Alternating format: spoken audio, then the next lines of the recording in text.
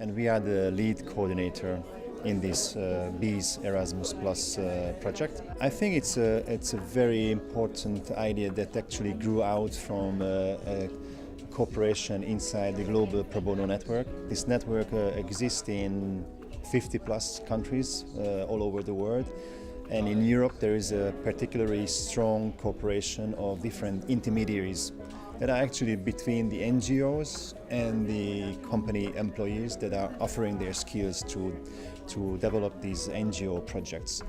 And we discussed on different meetings different subjects, and very early this idea came that these programs should start at universities as well, because there are a lot of students that are interested to be active in real life projects. There's a very clear need from the NGO sector to grow and to develop projects through the skills of the students. And as well, there's a third player, the companies. They could provide their people to mentor this process, to make sure that the quality of these pro bono projects are very high, and that NGOs are actually getting really valuable, tangible support. So it's not just a practice, it's not just an exercise. And of course, in the middle of this whole thing, there are the pro bono intermediaries that make this process happen and have an eye on the success. So we are in the beginning of this whole 3 years project, and we are putting the elements together. There are a lot of discussions and thinking, because we are actually going in a way where not so many others were going before us. So this is not something that is, very clear and have been developed by many other players. We actually have to think about the methodologies on the different templates and the forms, and what works best for students, what is ideal for universities, what is acceptable from the company's side.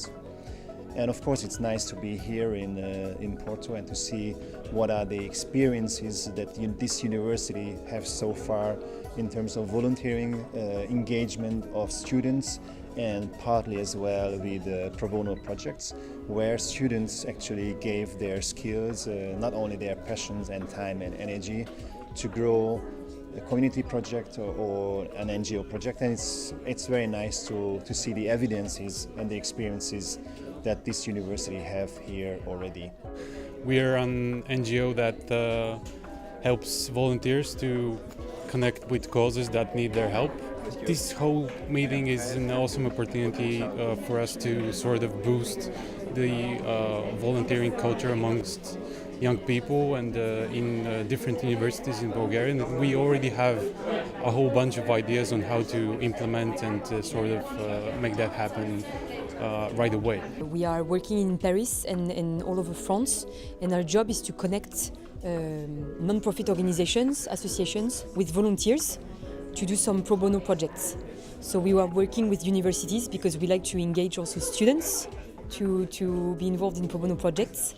And my presentation this morning was really about the different phases of a pro bono mission, and how you select the non-profit beneficiary, how you mobilize your volunteers, recruit volunteers, and how you facilitate the mission and evaluate the mission at the end of the project. Today was presented the overview of the second pilot intellectual output of the project, which is the pilot of 3 different pro bono programs for students at universities.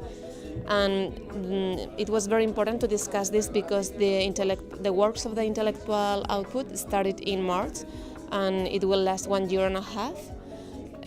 So coming here to Porto was crucial for the project because it has allowed us to gather all the ideas, to create a common methodology, and to discuss and to exchange the different ideas that we had per country. So it was really important for us. We actually invited the University of Porto to join the consortium, the European consortiums, because we knew that they have a well-known volunteering program, and they are actually in charge of coordinating the pilots of each of the project in the overall of the project. The University of Porto really adds something to a huge value for the project because of the well-known and all the experience in volunteering work for students.